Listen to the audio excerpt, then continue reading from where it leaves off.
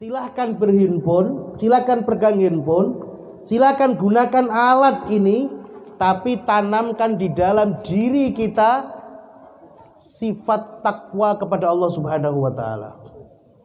Wallahu ma'akum ainama kuntum.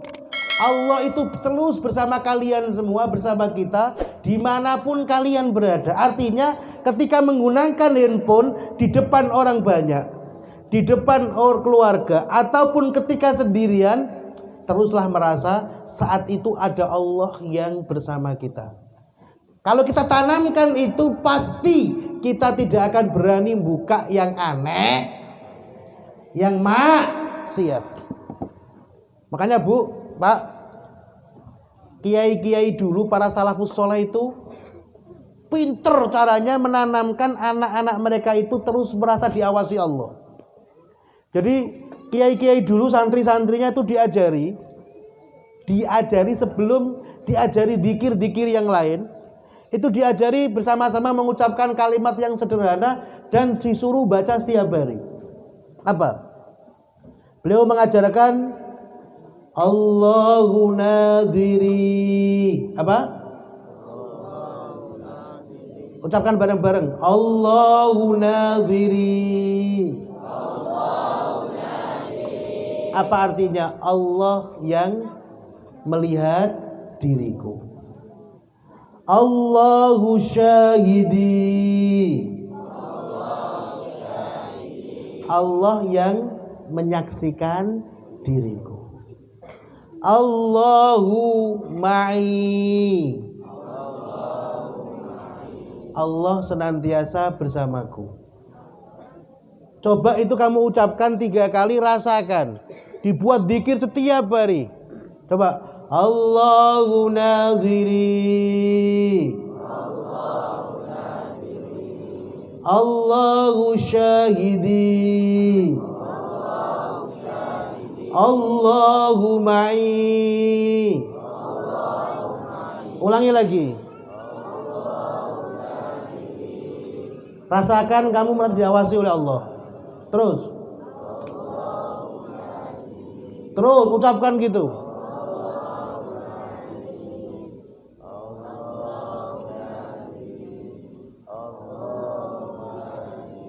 Kebayang enggak Bu, Pak, kalau anak-anak kita setiap hari dzikir begitu 100 kali setiap hari dan memahami maknanya, pasti apapun yang dilakukannya dia akan teringat dengan apa yang diucapkannya.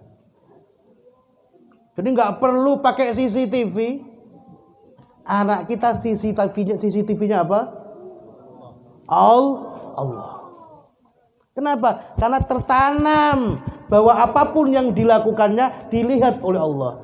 Tertanam dalam diri mereka, apapun yang dilakukannya disaksikan oleh Allah, bersama Allah. Pasti malu ketika mau maksiat kepada Allah Subhanahu wa ta'ala. Itu sifat yang kedua. Jadi tanamkan takwa. Teruslah ketika pegang handphone, rasakan ada Allah yang akan menuntut apapun yang kita lakukan. Bermedia sosial atau menggunakan alat-alat digital saat ini, kita harus benar-benar ingat dengan penghormatan terhadap waktu. Nabi itu mengingatkan berkali-kali tentang pentingnya waktu bagi seorang mukmin. Sampai Allah bersumpah di Quran demi waktu, demi masa. Bahkan Nabi, begitu pentingnya waktu di tangan seorang mukmin, Nabi mengatakan, "Idza qamatil qiyamah," andaikan kiamat itu akan tiba. "Wa fi yadikum wa fi yadi ahadikum fasilah," dan di tangan kalian ada benih bibit kurma. Kiamat mau datang, ada bibit kurma mau ditanam. Maka Nabi mengatakan, fa in istata'a alla taquma hatta yaghrisuha falyaf'al. Maka begitu beraganya waktu, andaikan kamu masih ada kesempatan untuk menanamkannya sebelum benar-benar kiamat terjadi, maka lakukan itu. Habis ditanam kiamat, tetap suruh nanam oleh Rasulullah. Artinya waktu itu benar-benar apa? Menjadi sesuatu yang sangat berharga. Lah sekarang kita lihat bagaimana orang-orang sekarang menghabiskan waktunya berjam-jam, bahkan malam tidak tidur hanya untuk digunakan mensia-siakan waktu main game, chattingan, Facebookan, YouTubean, TikTokan. Ini bagaimana kita mau meneladani Rasulullah Muhammad SAW tentang waktu yang begitu berharga di tangan seorang mukmin. Bahkan Nabi membuat konsep baik buruknya seorang mukmin itu dilihat dari apa? Dari sejauh mana dia bisa menggunakan waktunya untuk melakukan sesuatu yang manfaat.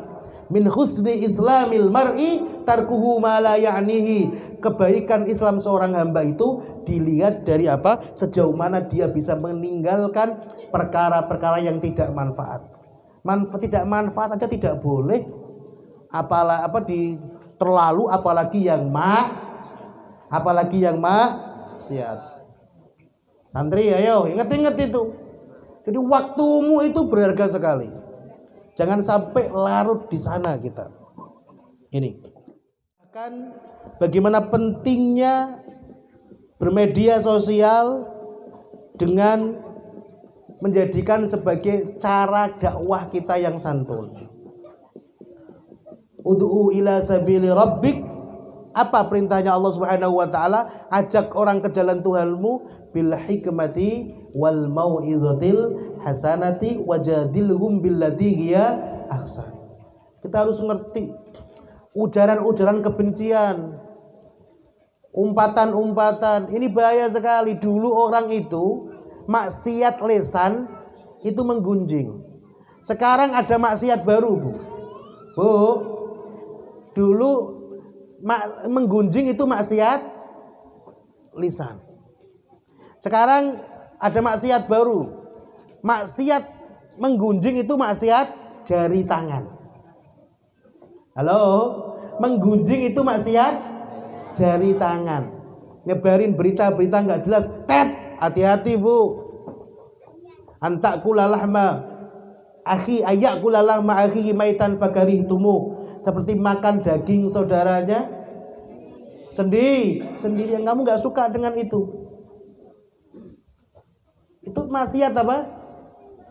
Jari tangan. Hati-hati.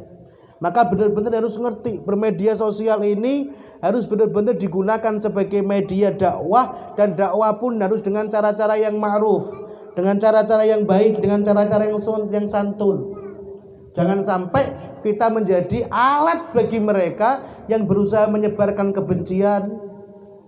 Karena ini jadi masalah problem sosial kita adalah bagaimana media sosial ini menjadi kita nggak sadar menjadi alat-alat bagi mereka untuk menyebarkan pemahaman-pemahaman yang tidak benar. Para jemaah sekalian yang dimuliakan Allah Subhanahu wa taala, para santri-santri Pondok Pesantren Darul Ulum Tandun, banyak sekali sebenarnya ingin disampaikan tentang masalah ini, akan tetapi sudah insya Allah apa yang kita sampaikan tadi kalau benar-benar kita bisa mau melakukannya dengan baik, insya Allah manfaat. Insya Allah manfaat. Dan insya Allah kita selamat. Pesan saya terakhir untuk pada pengajian pada siang hari ini, Islam adalah agama ilmu dan agama kebudayaan.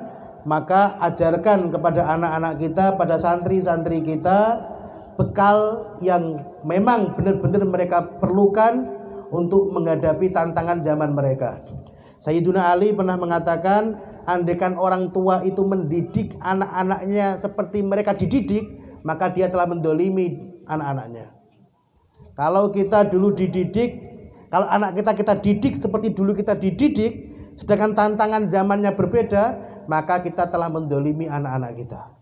Kenalkan mereka dengan kemajuan zaman, bekali dengan ketaatan, ketakwaan, sehingga benar-benar nanti ketika mereka keluar meninggalkan pondok ini menjadi anak-anak, menjadi pemuda-pemuda yang akan mengharumkan agama dan juga nusa bangsa, dan tentunya juga membawa harum menjadi amal jariah untuk para pengasuh, para guru yang ada di Pondok Pesantren Darul Ulum Tandun ini. Amin Allahumma amin.